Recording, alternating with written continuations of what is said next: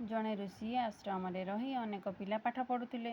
ସେମାନେ ପାଠ ପଢ଼ିବା ସଙ୍ଗେ ସଙ୍ଗେ ଆଶ୍ରମର ଜମି ଚାଷ କରୁଥିଲେ, ବଣରୁ ଫଳମୂଳ ସଂଗ୍ରହ କରି ଆଣୁଥିଲେ, ଗାଈଗୋରୁ ଚରାଉଥିଲେ। ଦିନେ ଗୁରୁଜୀଙ୍କ ପାଖରେ ବସି ପିଲାମାନେ ପାଠ ପଢ଼ୁଥିଲେ। ଏହି ସମୟରେ ବହୁତ ଜୋରରେ ବର୍ଷା ହେଲା। ବର୍ଷା ଲାଗି ରହିବାରୁ ଆଶ୍ରମ ଜମିରେ ପାଣି ଧାର ଚାଲିଲା। ଗୁରୁଜୀ ଆରୁଣୀ ବୋଲି ଗୋଟିଏ ଛାତ୍ରକୁ ପାଖକୁ ଡାକି କହିଲେ, ଆରୁଣୀ, ଆଶ୍ରମ ଜମିର ହୁଡ଼ା ଭାଙ୍ଗି ଯାଇଛି। ତୁମେ କୋଦାଳ ଧରି ଜମି ପାଖକୁ ଯାଅ, ହୁଡ଼ାକୁ ମରାମତି କରି ଆସିବ। ମେଘ ବରଷୁଥାଏ, ଆକାଶରେ ବିଜୁଳି ମାରୁଥାଏ। ଆରୁଣୀ ଗୁରୁଜୀଙ୍କ କଥା ମାନି ଆଶ୍ରମ ଜମି ପାଖକୁ ଗଲେ। କୋଦାଳରେ ମାଟି ହାଣି ହୁଡ଼ାରେ ପକାଇଲେ। ଘାଇ ମୁହଁରେ ଜୋରରେ ପାଣିର ସୁଅ ଚାଲିଥାଏ। ଆରୁଣୀ ଘାଇ ପାଖରେ ଯେତେ ମାଟି ପକାଇଲେ ସବୁ ପାଣିରେ ଧୋଇ ହୋଇ ଚାଲିଗଲା। ଆରୁଣୀ ମାଟି ହାଣି ହାଣି ହାଲିଆ ହୋଇଗଲେ, କିନ୍ତୁ ହୁଡ଼ାରେ ହୋଇଥିବା ଘାଇକୁ ବନ୍ଦ କରିପାରିଲେ ନାହିଁ। କିଛି ଉପାୟ ନ ଦେଖି ସେ ଘାଇ ମୁହଁରେ ଶୋଇଗଲେ। ଘାଇ ବାଟେ ପାଣି ବୋହିବା ବନ୍ଦ ହୋଇଗଲା, କିନ୍ତୁ ପାଣିରେ ପଡ଼ି ରହିବା ଯୋଗୁଁ ଆରୁଣୀଙ୍କ ଦେହ ହାତ ସବୁ ଥଣ୍ଡା ହୋଇଗଲା।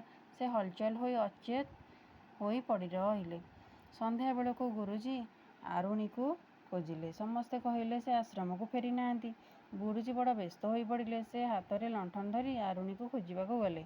ବଡ଼ ପାଟି କରି ଆରୁଣୀ, ଆରୁଣୀ, କୁଆଡ଼େ ଗଲ କହିକି ଡାକ ମାରିଲେ। ବଡ଼ ପାଟିରେ ଡାକିଲାରୁ କିଛି ଉତ୍ତର ମିଳିଲା ନାହିଁ। ଗୁରୁଜୀ ଜମି ପାଖକୁ ଯାଇ ଦେଖିଲେ ଆରୁଣୀ ଘାଇ ମୁହଁରେ ଅଚେତ ହୋଇ ଶୋଇ ରହିଛି। ଆରୁଣୀର କାମ ଦେଖି ଗୁରୁଜୀ ବହୁତ ଖୁସି ହେଲେ। ତାକୁ କାନ୍ଧରେ ପକାଇ ଆଶ୍ରମକୁ ନେଇ ଆସିଲେ। ଶୁଖିଲା ଲୁଗାରେ ପୋଛିଦେଲେ। ଦେହରେ ତେଲ ମାଲିସ କରି ଉଷୁମ ସେକ ଦେଲେ। ସେ ଭଲ ହୋଇ ଉଠି ବସିଲେ। ଗୁରୁଜୀ ତାଙ୍କୁ ଆଶୀର୍ବାଦ କଲେ।